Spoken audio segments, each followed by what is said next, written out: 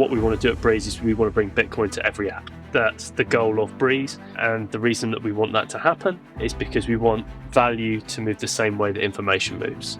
Maybe those aren't the applications that change the world, but they normalize what you're talking about here. Everyone now has a Lightning wallet. Everyone now understands how it works. And then when it's introduced into other, maybe more consequential apps in their life, they get it. It's a real movement. And if it works, which I believe it will and I'm very confident in, then I see this having a real positive impact on accelerating Bitcoin as a medium of exchange.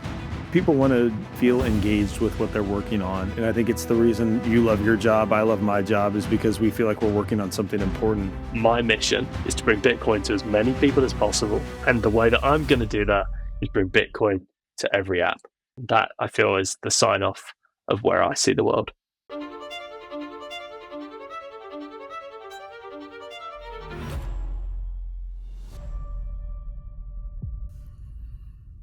Hey there, Michael here with the Bitcoin Way podcast. Thank you for tuning in. Today on the show, I have Danny Stagg. Danny is the Chief Marketing Officer at Breez. They're doing some really cool things. We talk about one of the big projects they've had going on the last couple of months, but this cuts through so much of the noise. We talk about the importance of Bitcoin as a medium of exchange and how he thinks the world is going to be onboarded into Bitcoin. Very cool stuff they're working on. I think you're going to really enjoy this episode.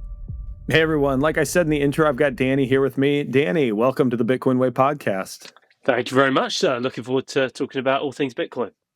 This will be fun. Always is. Okay, man. So, hey, you work in marketing at Breez, CMO, and you guys are doing some pretty cool things. I want to start before we jump into this this project, this hackathon that's going on, or that's been going on.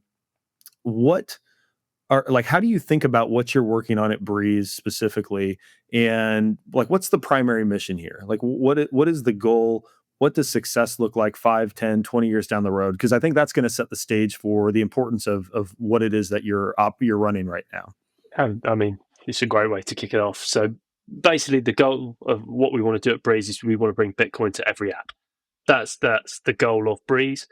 And the reason that we want that to happen is because we want value to move the same way that information moves. And we believe that Bitcoin is the best medium for that. It's a digitally native asset. We all know that, I don't need to sell Bitcoin to your audience, but basically that's what we want to achieve. We want to achieve it so that you and I, just in the same way that we're exchanging data right now, can exchange value. And so that's the goal that really drives us, drives me, and it's why I'm at Breez. My real, I guess, ambition is to create something new, to create a way that we move cash in the real world online, and that's what gravitated me personally towards Bitcoin, and it's kind of accelerated the mission at Breez too. So I don't remember when it was. Do you recall in the last, I don't know, decade, people were talking about like this notion of micropayments, kind of like zapping sats, but there were obviously hurdles with the construct of the legacy financial system. Everything moves slowly, settlements very difficult, lots of third parties involved. Do you think if those hurdles didn't exist in the fiat system and it was easier to instantaneously move very small amounts of value, do you think that is something that would already exist today, but by virtue of those constraints, it doesn't? And so Bitcoin is the opportunity for that? Yeah, I think again, this is the way we look at the world, right? So if we look at, my background before this, I used to work at a remittance company. And understanding how money moves around the world actually is really interesting to me. And so from micropayments to large sums, I find that now interesting. The 16-year-old me would be laughing at me right now going, you find money interesting? I'm like, yeah, it's pretty cool. It involves everything, right? So if we go like, how does money move today, right? It's walled gardens, third parties, intermediaries. And that doesn't really happen in the real world when we use cash. If you can talk about it and go on a meta level of like who controls the cash, etc. But like you and I on the street, I hand you money, that's it. But in our online worlds, we've never done that. That we've always had to go through someone else to do it, right? And that's created walled gardens. And those walled gardens have promised things like what you've said, with micropayments, but within their terms, right? Within their garden, within their playground. And that's essentially the problem. And so step forward Bitcoin, and what Bitcoin offers is a digitally native asset. It's not an asset that's digital, that's wrapped around an analog asset like a stable coin is. And you're able to move it in the same way that you move information online. And so when you talk about like micropayments and stuff like that, the promise of those maybe didn't happen or hasn't happened at scale because of the way the system's set up. There's always been a cost, and that cost has then kind of made those folks that want to send smaller payments or that you want to do, move smaller sums, kind of ignored them, right? They've not been used. And now, obviously, today we're optimizing that margin, but there's still a margin. And Bitcoin offers a solution that allows you to do these things in a way that I guess we haven't had the opportunity. So that's kind of what I'm saying is that. So you're saying, hey, it hasn't. Why has it not happened today? Surely we've got all the solutions. We've got the solutions built around the old system, and I am not interested in recreating that system. I'm interested in a new world in which we can do things in the same way that the internet. And again, it's making me sound like a boomer if you say it like this, but the internet totally transformed the way you and I are communicating right now. Dropped the cost, allowed us instant access to information, everything, right? It's hard to get out of this mindset because the mindset today is almost like it's a fiat mindset, I guess. That's what it is. You're stuck within these constraints that even the term payments is it's a fiat term, really, because the idea is it's just me moving value from one to the other. But we've created this weird setup in the online world. So again, that's why Bitcoin's the solution, is that you're able to do things that you simply can't do today. And that's not me going maxi or Bitcoin rhetoric here. That's facts. And use it specifically from a technical angle. And so that's why I think this is the solution rather than that there are other solutions. I think it's the only one that can do the job to create something different.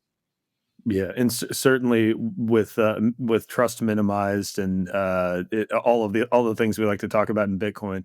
So this is not a direction I was planning on taking the conversation. I would be curious though if you could maybe as someone who's worked for a remittance company explain the mechanics, the hoops, the third parties that a payment or the value transfer has to go through in today's world versus what we're looking at when Bitcoin becomes the method for doing this. Yeah, well, simply, Bitcoin is you and I, right?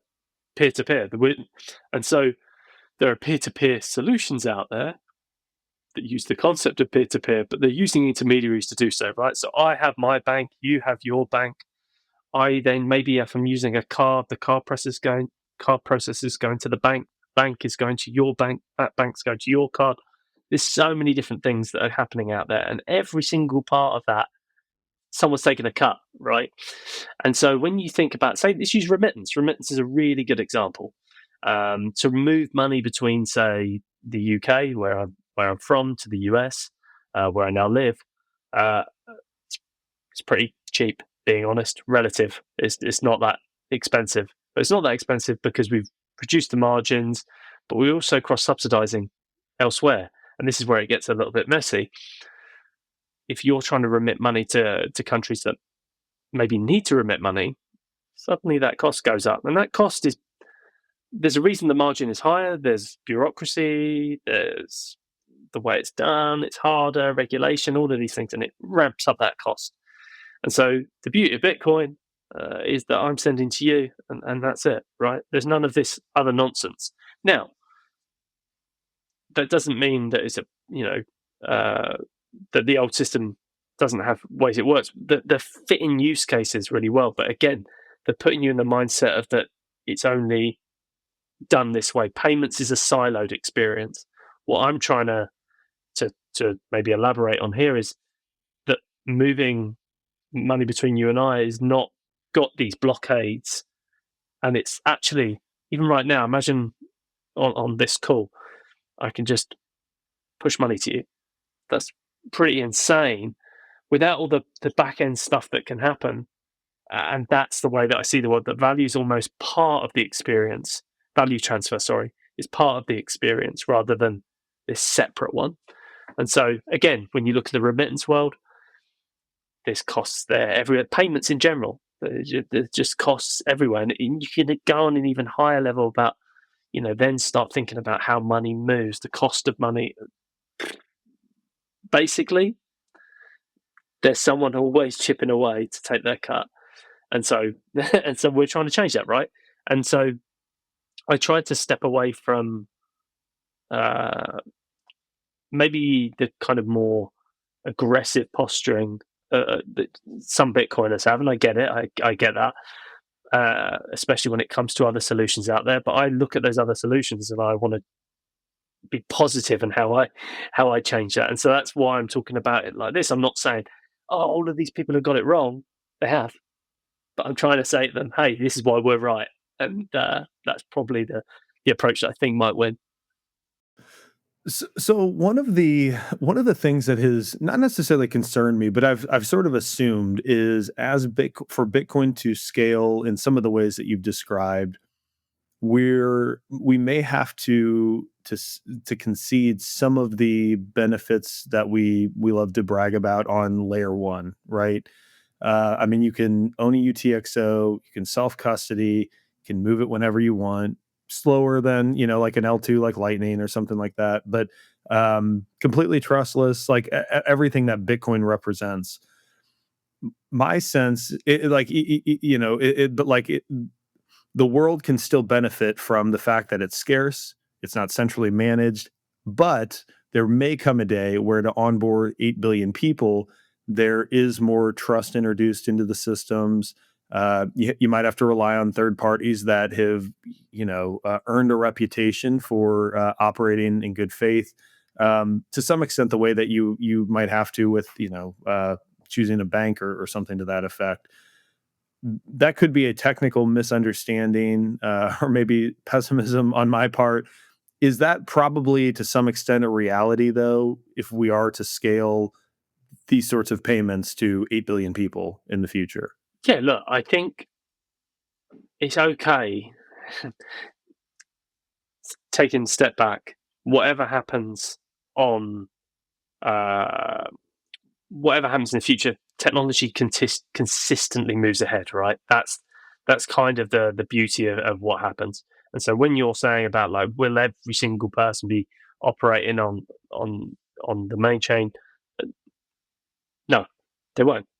And that therefore does mean there'll be some compromises, and that's not a bad thing to say. Like, people just need to know and accept those trade-offs, and that's okay. And again, the way that we look at this, let's say at Breeze, is we believe that Lightning is the common language of the Bitcoin economy. So Lightning is this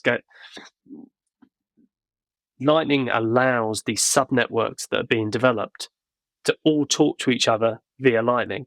So the idea is, eventually, the end user, you're not really going to know what subnetwork you might be working with, but Lightning will connect it. So you'll be doing one, transaction to another without necessarily even feeling that. That's a way away. But like, the idea is this: Lightning is the common language. The subnetworks are thriving, and that's how we see it. And so at Breeze, we have our SDK, and we have two nodeless implementations. One of which uses is the Liquid implementation. The second is Spark, which is new, and both have trust trade-offs, and that's cool. And to take a step back, what matters is bringing it to the user, and how do you scale to the users? And these users, they want the best user experience. A lot of them, like, sorry, Bitcoiners, some folks are very passionate, and that's okay. That's not an issue. But you have to remember, who are you building for? If you're building for yourself, great, cool, enjoy it. But we want to build for the billions out there to give them a better solution to bring them into our world.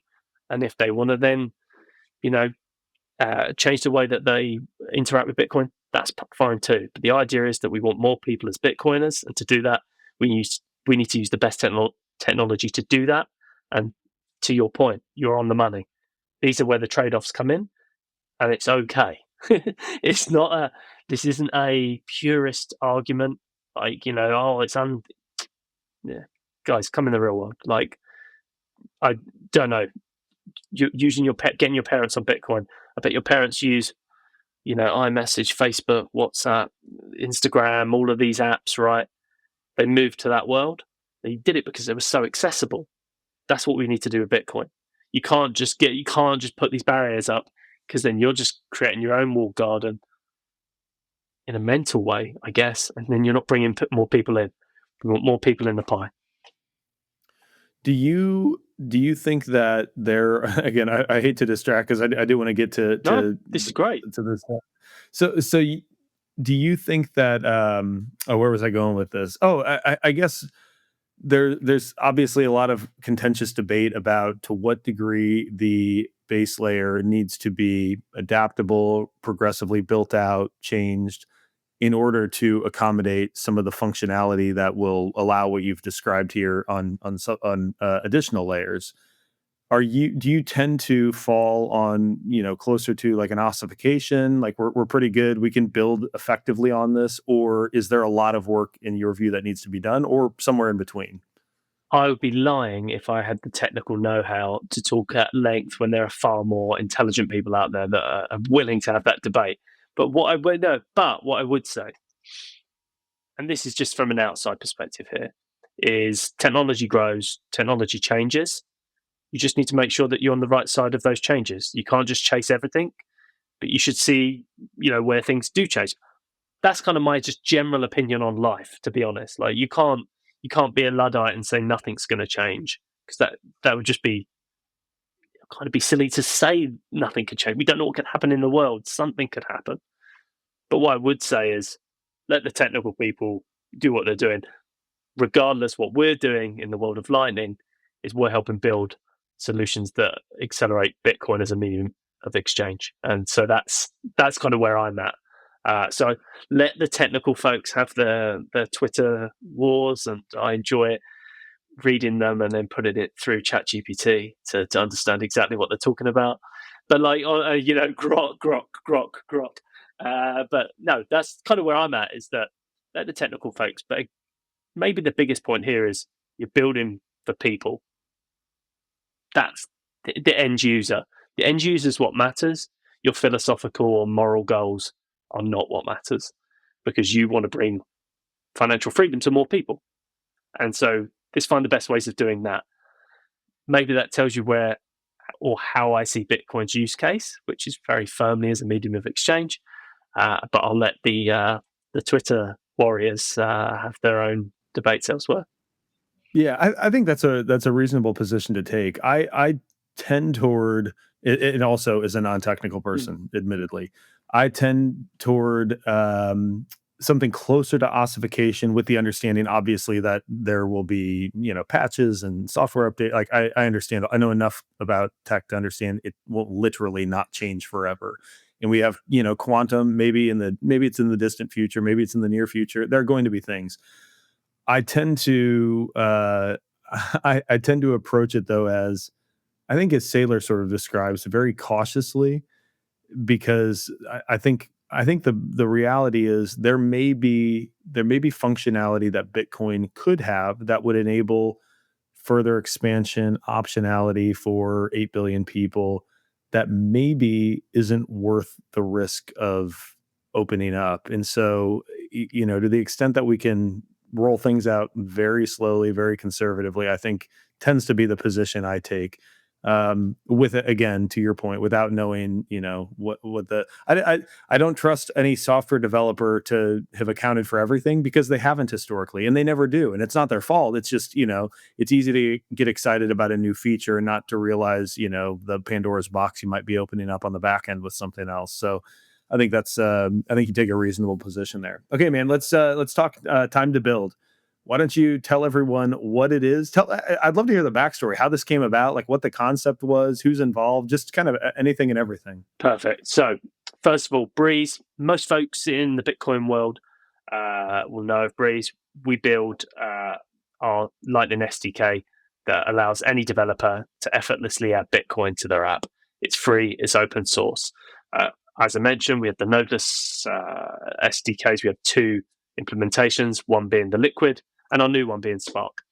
And one of the things that historically has been maybe a thing about both Bitcoin and Lightning is it's difficult to build with.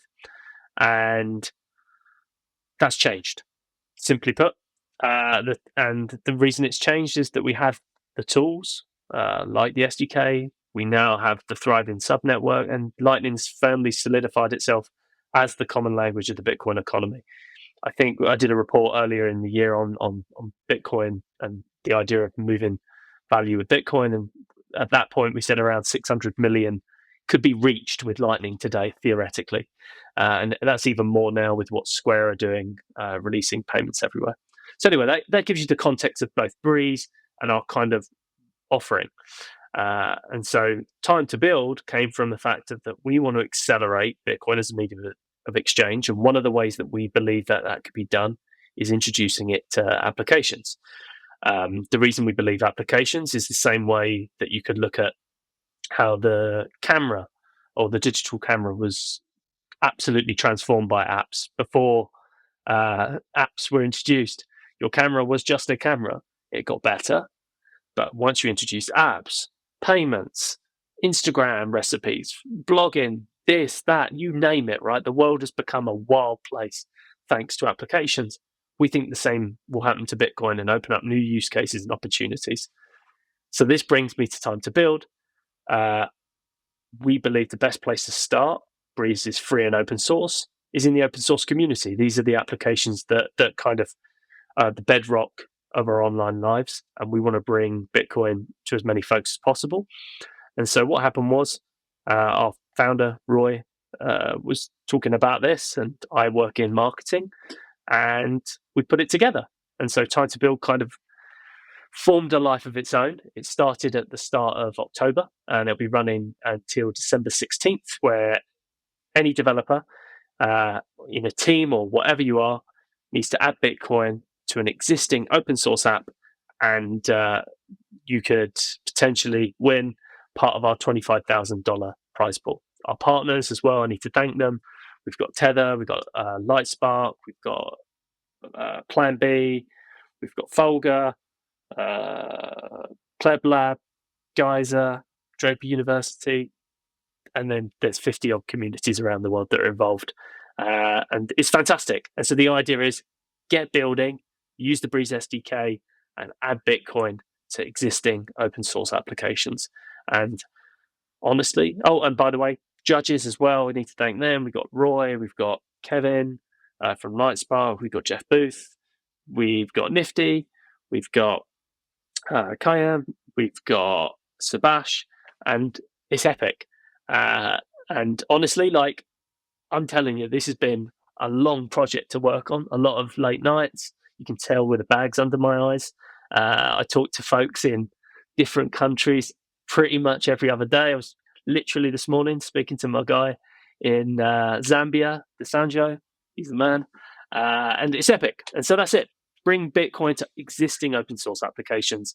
And from anything, right? You could add Bitcoin to Signal. You could add it to an open source Nostr application. You could add it to calendar applications, whatever. The idea is to get building. There's never been a better time to build. The website, time, number 2, build.dev. Go on there. Everything is on there. Awesome. Is this something you think is going to be like a recurring annual competition or one-time thing? This is a very good question. And my gut feel, and maybe I can be completely wrong, is this becomes something that kind of morphs into something far bigger than what we've started with. Maybe it's rolling, maybe it's yearly, maybe we make the prizes bigger. We're up against other ecosystems. This is another reason that we're encouraging builders to come to Bitcoin, is that you have these other blockchains that, I mean, if you have a foundation, it probably means you're centralized. But we have these folks that have that, and they have got budgets, and I'm talking big, big budgets, and they are doing some fancy stuff. I live in New York, and the money these guys chuck at stuff is wild. That's what we're up against. But David and Goliath, look, we've got, We've got to be a bit more smart, and this is ideas like this, I think, are the ones that get the ground roots movement. It's the ground roots, grassroots movement. You kind of have got to get people excited to want to do it. And I think we've got that traction right now. And this is why I think folks want to talk about it. I think it's why even non technical people, I've got non tech vibe coding folk that are out there having a go and seeing what they can build too. And so I see this as rolling, but who knows? I hope it is.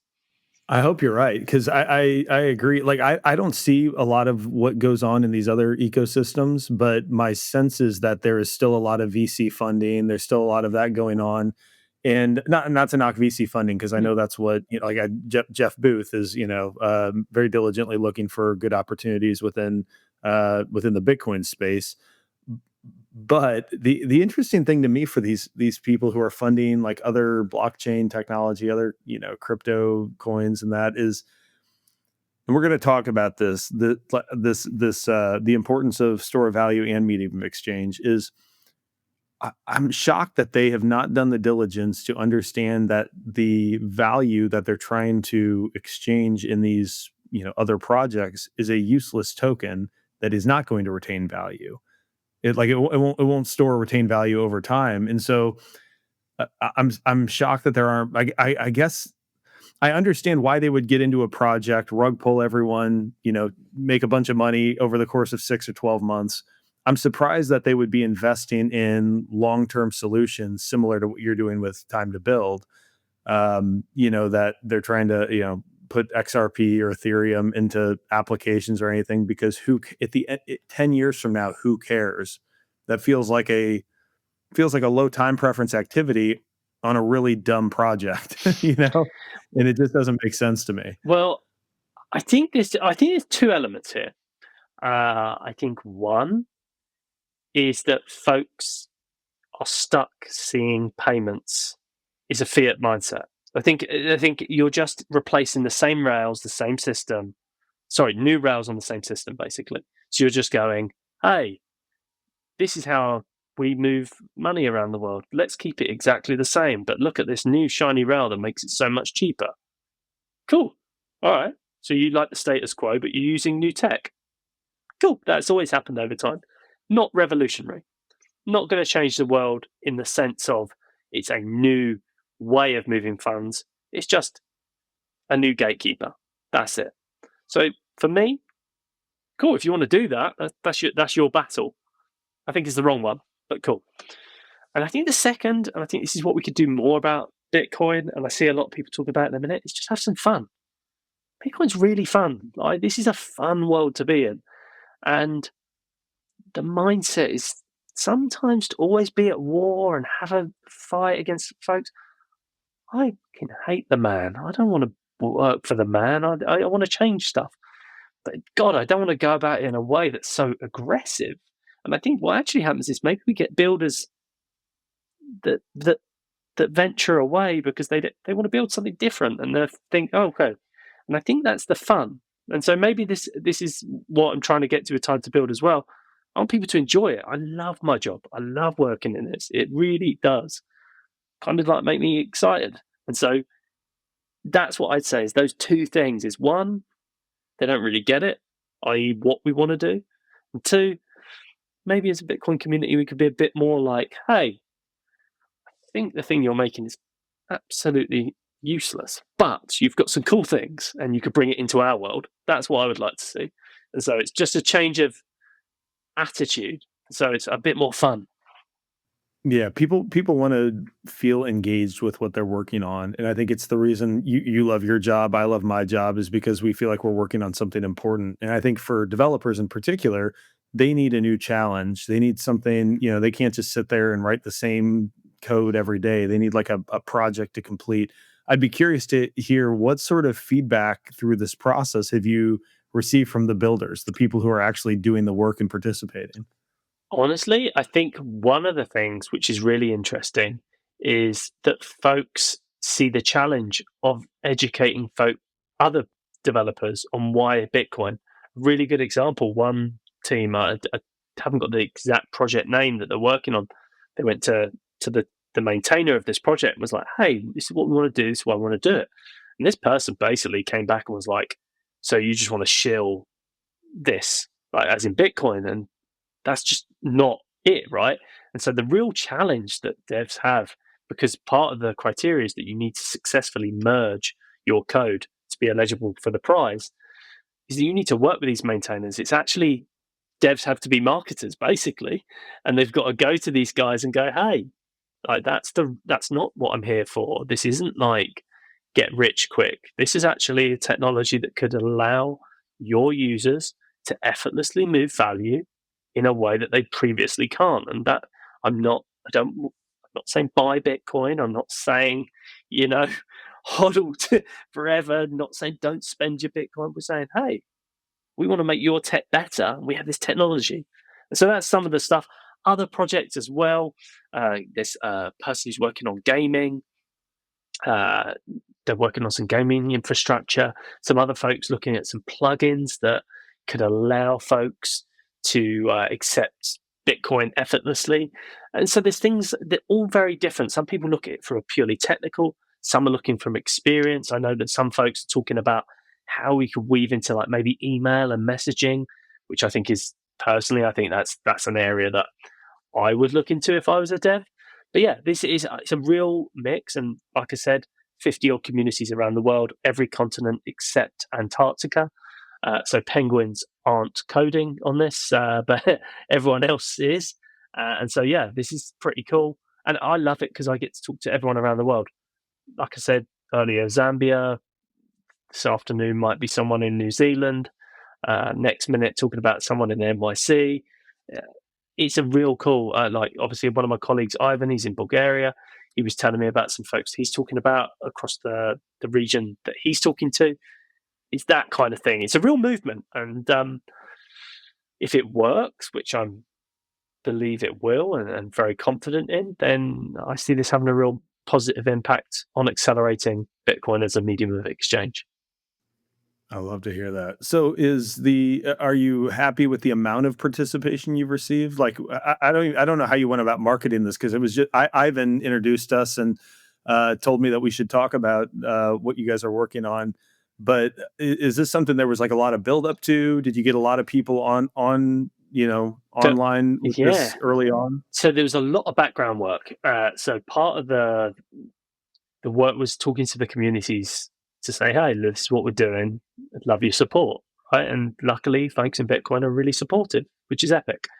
And so there was a lot of like background work, working with the partners to help, provide funds for the prize pool, working with people to get like Geyser helped with part of this as well, the platform in which you submit your project. They've never done this before, this specific way. And like Mick was epic. He literally sat down, had countless calls with me being really, really annoying over stuff as well. And he was epic.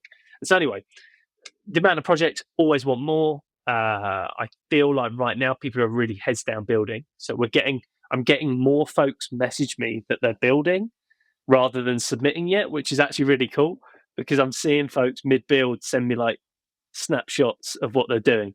But yeah, like we're really confident in the kind of projects that are coming in. And again, how do we market it? You know, I'm a one man band marketing team. It's me and ChatGPT, and we're doing a good job. We're basically out there. Uh, so I think I'm a sociable person, so like I like talking to folks, and so I think a lot of the Bitcoiners that I've spoken to hopefully have enjoyed having the annoying Brit in their ear saying, "Hey, well, how are you? How are you? How are you? Are you all right, mate? You all right, mate?" All constant. But yeah, that's how we're getting the word out. And so I also did a big media push. Bitcoin Magazine were epic. Cointelegraph was really helpful. We've actually just got something published in one of the largest tech publications in Africa. Podcasts have been helping. Yeah, and again, on social, despite X's algo being all over the shop, we got incredible reach on our post and posts subsequently. And so from all that work, we've been working with these communities who are now holding their own in-person meetups. So we've had meetups. I think I just posted about it, but we had Sophia, Hong Kong, Taiwan, uh, Lugano, um, two places, Lusaka, Kampala, just everywhere. Merida in Mexico, the guys at Pleb Lab were epic and helped us with Startup Day where they did a time to build kickoff. Dude, it's everywhere. I hope everyone enjoys it. If you're a dev, just get stuck in and don't worry about it if you don't get it merged as well. Try and build it. Try and keep doing it to see if you can, because if you bring Bitcoin to more people, you're part of the mission.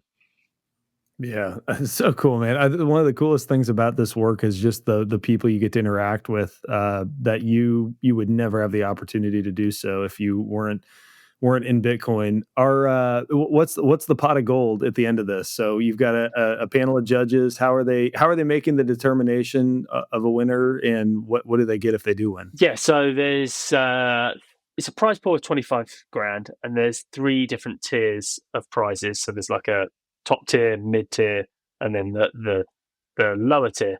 And there's two special prizes as well. One kindly from Draper University to come along to their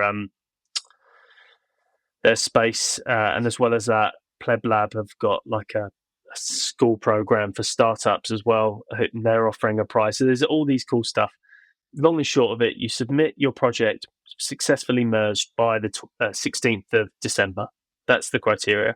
We're going to announce it early Jan, and the judges are going to look for, hey, is this actually eligible for the challenge? But also look at what distincts one from another, and so they're the guys that are going to go through it, make sure that everything's kind of on the money. And so then, if you do win, you can win. I think the top prize is 7K, and it's pretty. I mean, pretty good. Like, you're helping the mission. Oh, and it's paid in Bitcoin as well, so you get it in BTC. Again, I should probably say how many Sats that is, but I don't know what it'll be whenever we are in January, right? But yeah, this is the kind of exciting. The website as well, I think, is simple enough, and I actually built the website, which I'm really proud of. I literally love. For anyone who sees it, just the start screen is my pride and joy. So as a marketer, have fun with it. But no, that's it. Basically, you can win Sats. You can go along to a meetup. We got one in London this week. We've got South Korea coming up, El Salvador, Brazil, India, you name it. We're there. Man, that's awesome. I don't know if you're allowed to share anything. Are there any projects in particular? You don't have to name like companies or brands or anything, but like maybe use cases that you've seen that you're this is exactly what I'm thinking of when I talk about integrating Bitcoin into an app. Do you know what? The what? Because it's not specifically like there, but there's a couple of devs that are looking at messaging apps in the same way that I think Cashew actually did something with Signal, or someone built a prototype for it. And I think that's what excites me most. I really want to see a ubiquitous kind of messaging app use Bitcoin, because I think that's the constant use case. And once you see how easy it is to move value, I think that's next level. So that's one. There's actually a really cool Noster project that I really like the look of. I can't really. I think they're in the midst of seeing if they can get it merged. And then again, the gaming one, it's just random. Like, someone's saying about how they want to put it into this get open source game. I think protocol. And don't quote me on this, but again, it's really the breadth of the use cases, which I find really fascinating. Um, and you get some really nerdy folk. And by nerdy, I mean like the ones who are like creating super technical. And then you've got the kind of UX UI folk who are like thinking about front end stuff. So again, it's kind of wild. And again, you can also put it into like crypto wallets. There's wallets out there like Trust Wallet, but it's open source. They haven't got Lightning. Get Lightning in there. Do you see what I'm saying? Yeah. It's such Yeah. an opportunity. Yeah, that's cool. I'm with you on I think the messaging apps are that's a use case that I think would just completely change the dynamic of messaging, is if you can send value. Because I think about like this, I share more social media content in messages than I do on social media. like I'm, with friends, family members, that kind of thing. To where, like, if you're the type of person who brings those, just like Zaps on Noster, if you're bringing value to the people in your life, that they have a way of demonstrating an appreciation for that. The thing I think is going to be really big though is you talked about like gaming.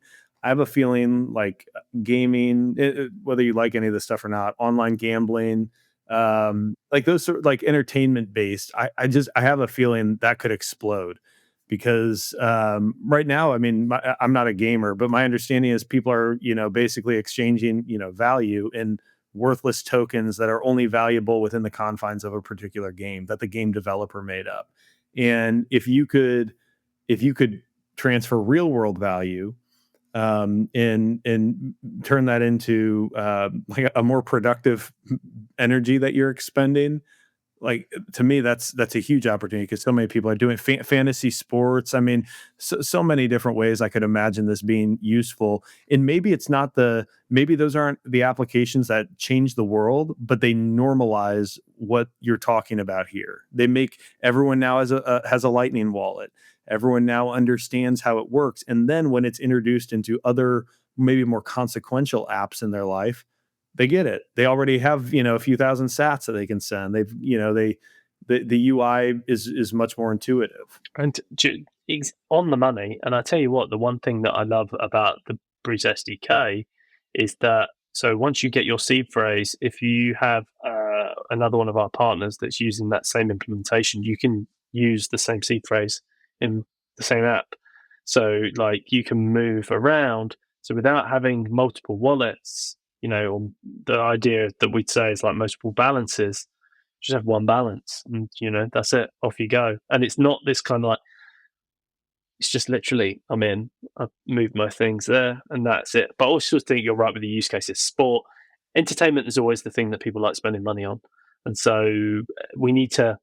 Like I love Thunder games. I love playing the games that they have with the with the Bitcoin rewards. I used to get so obsessed with like their equivalent of Tetris. I literally was like obsessed. I think it's called Tetra Blocks, but the guys there, great. So I know that they've now integrated with actually other things in a different way, but yeah, I would use them. Yeah, that's so cool because I think, ironically, the biggest hurdle we have isn't necessarily a lack of desire to integrate Bitcoin, but I think fiat apps like Venmo, as long as you haven't been censored, your account hasn't been shut down, which actually many people, like PayPal, many people have. But if it hasn't, it's very easy to, just allow complacency to find its way and you just keep using that. Bitcoin is much more like what you're describing here, all open source, much more interoperable to where you can have one, quote unquote Venmo balance. It's your Lightning wallet, but you can use it across, 1,000, 10,000 apps, whatever it is that you want. And again, I think it's just going to require those first handful of apps that a large number of people use to appreciate that it actually isn't that hard or complicated. And right now, most people in the world don't think of Bitcoin as money. They think of it still probably as a speculative investment.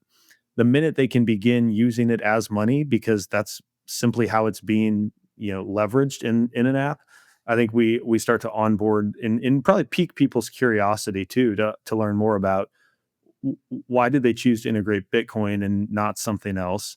And hopefully that's a means of not only pushing forward this medium of exchange use case that you're talking about is so critically important, but also just orange pilling people that they like there must be something to it because all these apps that I'm using now have integrated Bitcoin. They didn't integrate an alternative cryptocurrency. They didn't integrate dollars. you know what is this thing that I'm now holding, that I've got a few thousand sats? What does that mean? What can I do with it? It's like, well, you can do a lot of things with it, but you need to sort of take that first leap somehow. And maybe it's just someone, sending you some sats in a messaging app, or in a fantasy football league, or whatever the case may be. So I think that's awesome, man. Any other comments on that? Because I do want to get to our medium of exchange discussion. No, no, I think it's on the money. And look, my mum right now has never been into Bitcoin, and one of our partners, Yapaki, has a like a La Loteria. It's a game, And so basically, what we I was like, Mum, you can get free sats. You can now see it. Now all the time she tells me about how many sats she has. It's amazing. So it's exactly that. People like games, people like things that can lower the barrier of entry and make it exciting. And that's an easy one Yeah. for her. Yeah, people just like seeing their balance in something that they've earned grow, Exactly. and then once the switch is flipped, that, oh, this isn't just like some imaginary token, like this is the hardest money ever to exist. Mm-hmm. It's there's going to be a hurdle to that realization, but when it happens, I think the floodgates just open, and then and then you've got people who don't even really fully understand Bitcoin, orange pilling their friends and family because they were able to actually purchase something of real world value with these, with the sats that they'd earned or whatever. So, okay, man, let's jump to, I told you, you said medium of exchange, like that's your, you told me offline, like that's the sort of the end all. We need Bitcoin to be a medium of exchange. It's what's driving the work at Breeze, the work on time to build, much of what you focus your attention on. Let's talk a little philosophically here for a second about why you think this is so important. Because I mentioned Jeff Booth's comments that kind of went viral. It's been several months, but his contention is if Bitcoin isn't used as a medium of exchange, it will fail as a store of value. I would love to hear if you agree with that, why, and then maybe just more generally the importance of the MOE use case. Yeah, I wholeheartedly agree. Because but I don't think one can be one. It can't be one without the other. So I before the call, I sent you the blog post that Roy, our CEO, wrote, which is about Bitcoin's false dichotomy between store of value and a medium of exchange. And the idea, and he goes into it at length historically too, is that basically it can't be one without the other. And that's kind of how I look at it. It can't be a great store of value without being a great medium of exchange, or knowing that you're going to exchange it. The better medium of exchange it becomes, the better store of value it becomes. It's kind of they're symbiotic. They can't work without each other. And so that's what I strongly believe. And I think that's why the work that we're doing, accelerating that, I think is going to have a profound effect both on Bitcoin and for the folks that want to use it as a store of value, as well. And so that's basically it. I think people get quite passionate about one or the other because that's where their interest is at. Obviously, I'm interested. I'm a biased opinion on this, but also I think I'm being a bit of a realist on both. I'm not saying it can only be a medium of exchange, and who cares about the price? I personally am focused on the medium of exchange, but I know that they have to work together. I think when folks get a little bit like focused on it, I think it's influenced by the situation that Bitcoin is in today. And what I mean by that is, to your point of that people view it as an asset, that's influenced by pretty much two things. One, the media cycle. And so, the strategic Bitcoin reserve and Bitcoin treasury companies. And of course, you're going to see it as an asset when all you see is rich folk talking about storing it. That would always happen. Second of all, that's influenced by regulation. Regulation in the United States, one of the biggest media markets, is that Bitcoin is an asset and is treated as such. And if you were to ever think of a way to slow down that medium of exchange, goodness me, if I was a regulator, I would use the capital gains tax because that's how you slow it down. It's like the biggest, easiest way of doing it. My hat goes off to our opponents there. They did a great job. That's a really good way of slowing it down. But that's my point, is that you're influenced by all of these different things out there. And it's not binary. Nothing's binary. There's always nuance. And in this particular case, the nuance is they can't exist without each other. Yeah. I think one looking at that one direction, I think is self-evident. For example, something is not going to be a useful medium of exchange if it's not a store of value. For example, if someone sent me a bunch of XRP because I don't perceive that to be a useful store of value, I don't care that you can send it. Like the medium of exchange use case dies because people want value sent to them.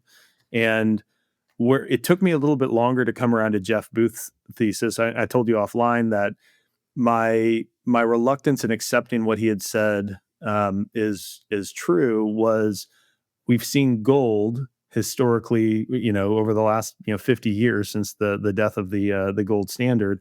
It's continued to retain value in spite of not being an effective medium of exchange. Now it did serve as a medium of exchange, not physically, but in the form of IOUs, banknotes, for quite some time. So that's not to say that it can't be, but it's my point is it has continued to store value while failing as a medium of exchange in the over a half a century.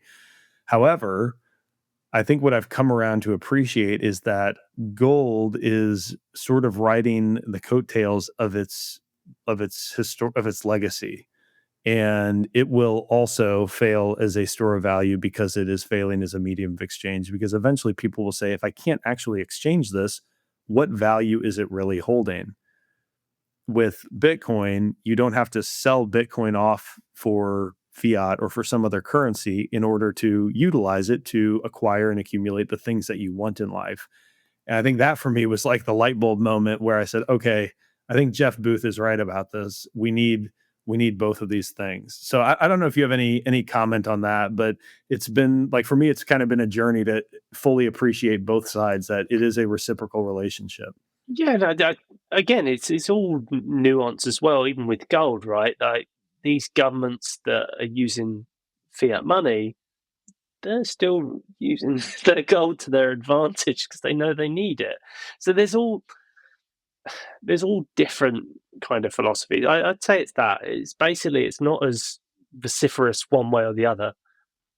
My argument, or it mirrors your kind of mindset today, is just has to be both, and the better it becomes at one, is because it's becoming better at another. It works together, right? And so as you're seeing with gold, that will happen. Obviously, we're also in funky times at the moment. Like we are still only 5 years out from COVID. COVID did a lot to the world and the way that we operate that I don't think we fully understand its impact today. And so I would put that into that equation as well, is that you're seeing, and it maybe goes back to our ossification debate as well. Like the world's changing. And no one knows really which way it's going at the moment. And I'm excited. I'm always looking, you know, glass half full. But that's kind of where I'm at with it all. Is that let's see. Yeah, yeah. Well, I think if I were to revisit the gold topic, I think that the recent uptick in government accumulation of gold around the world has more to do with two things than anything. So one is, again, gold has a history. That's what we've always stored at Fort Knox, and so it's kind of what people know. I think also there are people in government in positions of influence who understand that what they should really be accumulating, if the goal is to store and retain value, have a neutral asset, is they should be accumulating Bitcoin. The problem is if they make that decision to accumulate Bitcoin instead of gold, they are opting into a solution to the problems that they've caused, and to the power that they wield, because they can manipulate gold more effectively. Like gold failed to do the things that the gold bugs wanted it to do because it's inherently centralizing, it's physical, it's expensive to insure, it's all of those things that I think every Bitcoiner understands, and is the reason they found Bitcoin. And to concede to Bitcoin would be an admission of loss. And so the longer they can kick that can down the road, and maybe that's just me being conspiratorial, the longer they can kick that can down the road, I think they will. And it's a matter of time before enough people just opt out, buy Bitcoin, take self custody. To your point, and to your project, apps integrate Bitcoin, and so that's just how people are going to, by default, exchange value practically in the world. These are the sorts of ways that we win, and then governments look at all the shiny rocks that they've accumulated and say, what the hell were we doing? What a waste of of time, energy, and resource. I think you're going to find that. And again, the US is. I'm an American. I can say this about my new home country. the US has built a lot of its success off the back of being the kind of world's economy and doing a big driving effect. To radically change most of those things is it's not a thing that happens. Maybe it does happen overnight, but for it to happen overnight causes a lot of change in the world. And so I think you're just going to see things shift. Is to that point, things are shifting. Energy is becoming a far more relevant topic again. Energy and Bitcoin are intertwined too. AI, energy, and Bitcoin are therefore intertwined. And you can go on a really like philosophical looking at geopolitics, but I think it's as simple as that. People are being very cautious around the world, and that's why things are just slower on this. But ultimately, if we want a different system, and if we're able to persuade as many people as possible about our mindset and view of the way that value should move, then we have a very different world. If you want to maintain the status quo and the kind of like new and shiny stuff, there you go. I think that's probably why you see the current administration hedging their bets with all various groups. Like that's probably why, right? Is that that's what they're looking at all the options, but we'll see. I I'm optimistic. I think the thing that if Bitcoiners want to put their efforts towards something, it's lowering the threshold for cap gains on Bitcoin and treating it as a private currency, maybe under 300, under 600. I don't really care where we start, but basically start somewhere so that people could use it. And then they'll be using it on those Square POSs. Then they'll start seeing it in their apps when they're in the online world, and then you're going to see adoption go from there. So anyway, my shout out to Bitcoin is hey, stop worrying about the strategic Bitcoin reserve and Bitcoin treasury. Start focusing on pushing your local governments on how we can get that through. I think Senator Lummis and Gillibrand worked on a bill even a couple of years ago on that, and for me, that could be a game changer on the medium of exchange, which again will help everyone with a store of value. So we all win if we put our minds on the right goals. Yeah, time will tell how that plays out. So is someone let's sort of head for home here. Is someone who is on the front lines. I want to hear your perspective on to what extent you've tangibly seen medium of exchange use cases for Bitcoin grow. Because when I look at this, so at the Bitcoin way, we operate completely on a Bitcoin standard. I think we have like, maybe this app that we're recording on is like one of the very small handful of third parties that we use just because we sort of have to, that only accepts fiat. And so it's easy for us to see, like within our work, okay, we can operate on a Bitcoin standard. In my personal life, I have to go to much greater lengths to find people who will accept Bitcoin. And I live in I'm outside of St. Louis, so it's like a relatively smaller market in the U.S. I'm sure if I came to New York, I would see more Bitcoin, companies accepting Bitcoin. Maybe not a ton, but certainly a nominally a greater number. Like how are you seeing the evolution of this? Is it exploding and maybe it's taking time for some of us to catch up and recognize that, or is it just a slow fight that you think we're going to have to take on over the next 5 or 10 years? No, I don't think it's a slow fight. I think it's just basically the US is the market that we need to unlock to feel that acceleration. Really, hockey stick. If you're looking around the world, there are businesses left, right, and center. We did a report earlier in the year, breeze.technology/report, if you want to download it, that focuses on this very topic. And so I went around to businesses all around the world to find out how you're doing it, from non-profits to the guys at PubKey, obviously in New York, who operate Bitcoin payments, and then there's companies like Money Badger in South Africa that you can literally buy your groceries on Bitcoin, and it's happening and growing, and the stats are showing it too. And so my kind of thing to you there, there's one more, Macari in Japan, probably one of the biggest companies in Japan. It's like a eBay-ish type product there. They basically just the amount of Bitcoiners that they've onboarded is insane. I haven't got the stat off the top of my head, but you can go and read it. It's wild. And they saw the demand for Bitcoin and then have now integrated it within the product.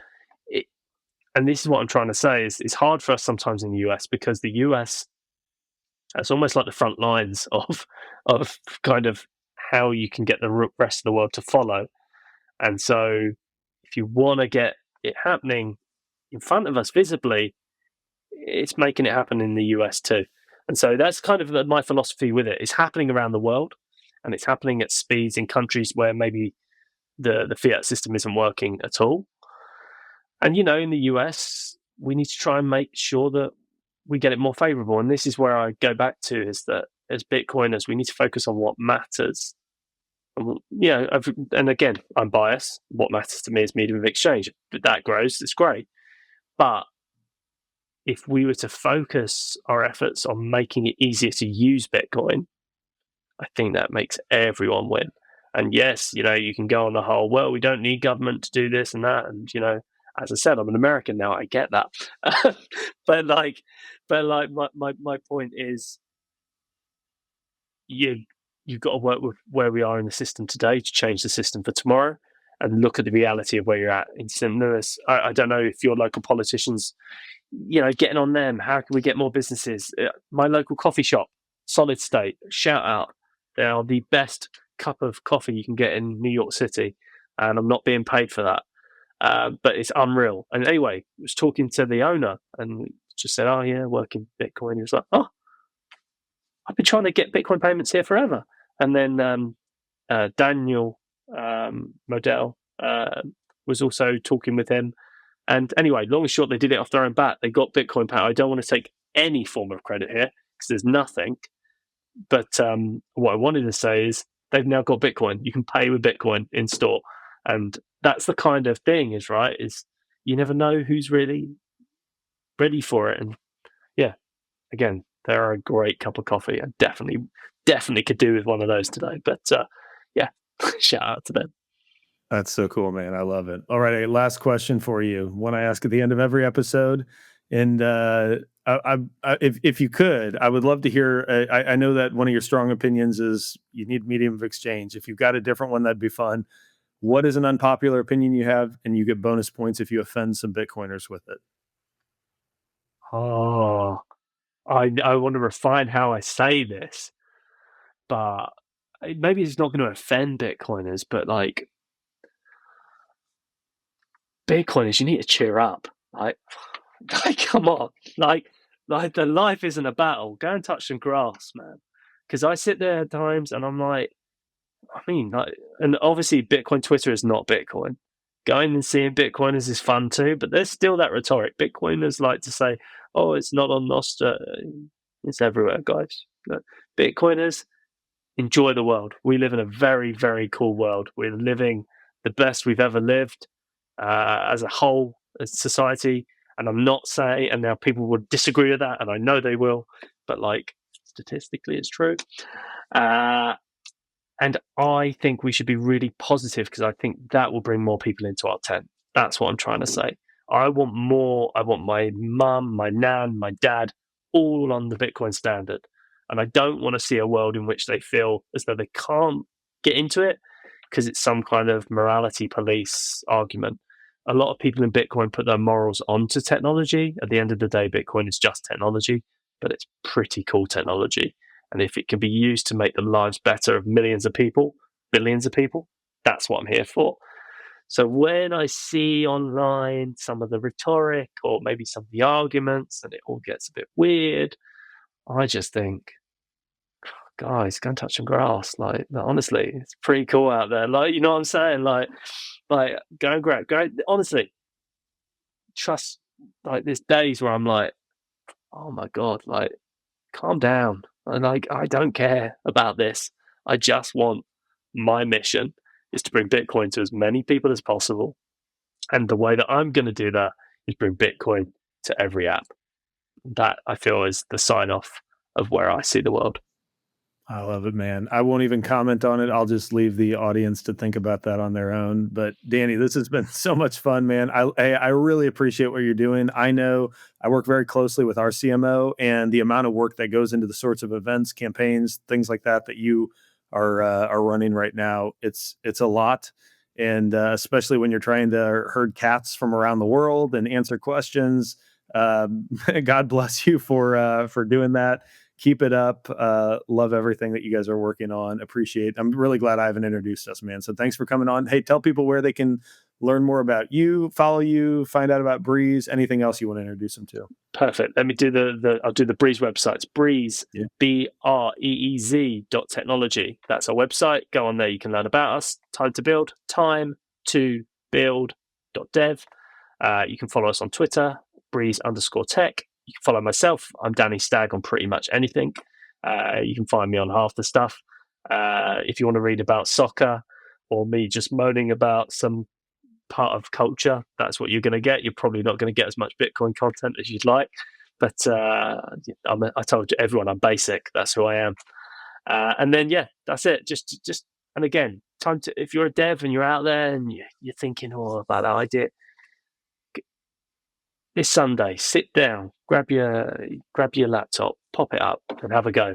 And this change the world. Let's build it, because I genuinely believe we have a technology that can change the lives for the better, and we just got to unlock it. That's it. Awesome, brother. Thank you so much for the time, man. Look forward to keeping in touch with you. Man, it's been brilliant. I've loved every second of it. Enjoy. Cheers. And that's a wrap. Again, hope you enjoyed my conversation with Danny. I know I sure did. Go check out Breez. Go follow Danny on X, everywhere else. Of course, do me a huge favor. If you are enjoying this podcast, this channel, give us a like, subscribe, comment, share it with someone who you think might be interested. Anything to feed the algorithm, we would greatly appreciate. And of course, go check out the Bitcoin Way at thebitcoinway.com/contact. You can schedule a free 30-minute welcome call with a member of our team. We would love to talk to you about how we can help you take proper 100% self-custody of your Bitcoin without any compromises. We help with online privacy, setting up privacy phones. We have a Plan B residency option. Many people need to be looking into that. It's thebitcoinway.com/podcast. Until next time, stay safe, stay sovereign, and remember, the yield on Bitcoin is freedom.